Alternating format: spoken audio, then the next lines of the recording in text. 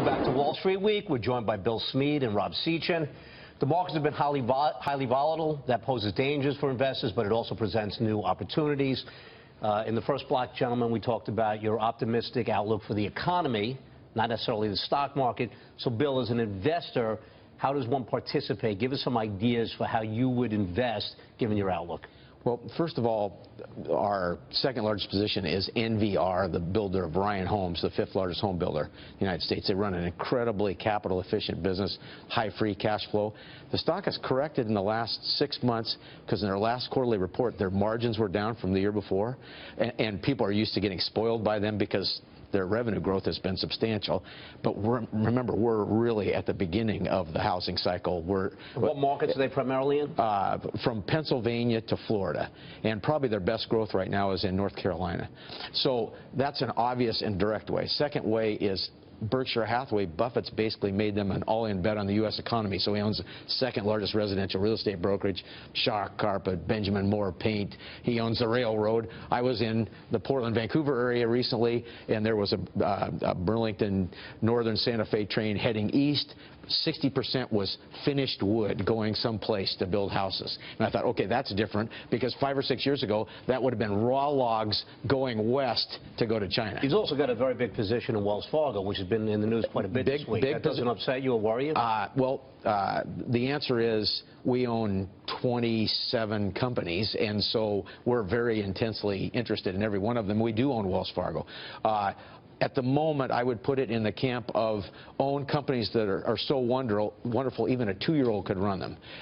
There's a little bit of evidence that there were 2-year-olds running around. That's for sure, yeah. So Buffett, in his position, he's been in this position before with Coca-Cola.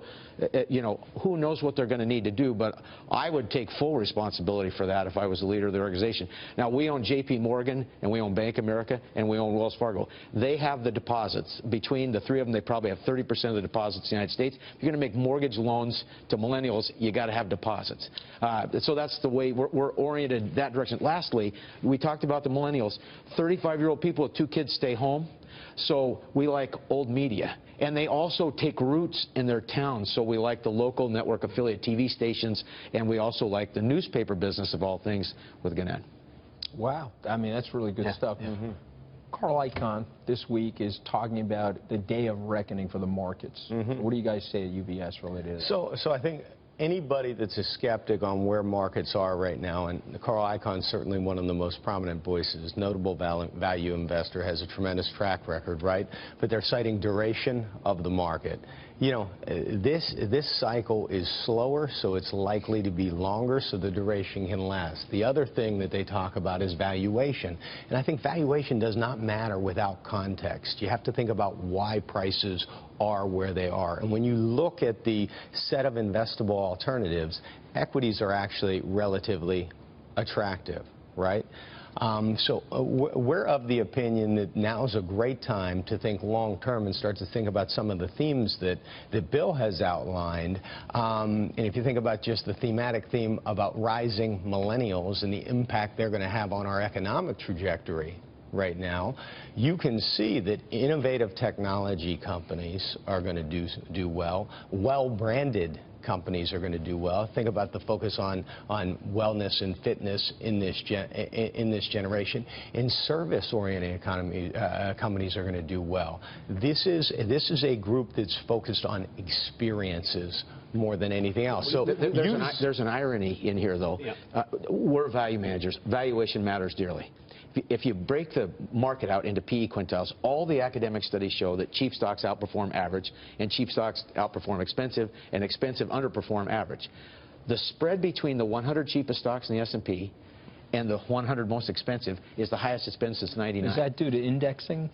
Well, certainly, because it's a market capitalization weighted deal with the S&P. So the bigger that self-fulfilling prophecy, Amazon gets bigger. Yeah. Amazon is 15% of the consumer discretionary sector. How they got into the consumer discretionary sector and not the technology sector, I'd love them to visit Seattle. We're 8 blocks from Amazon. But so stop and think about it. If you look at the 100 cheapest stocks, they trade at 10.2 times estimated estimated, and they are loaded with financial service companies and retailers, airlines, home builders, people that would benefit from a dramatically better economy. So, or a rising rate. And right? where are PE ratios overcooked?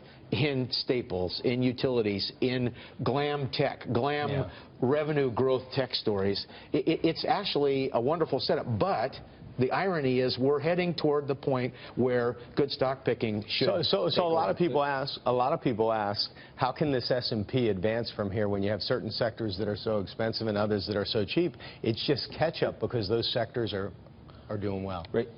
Great insight, guys. Thanks very much. Our thanks to Bill Smead and Rob Sechan. More Wall Street Week after this.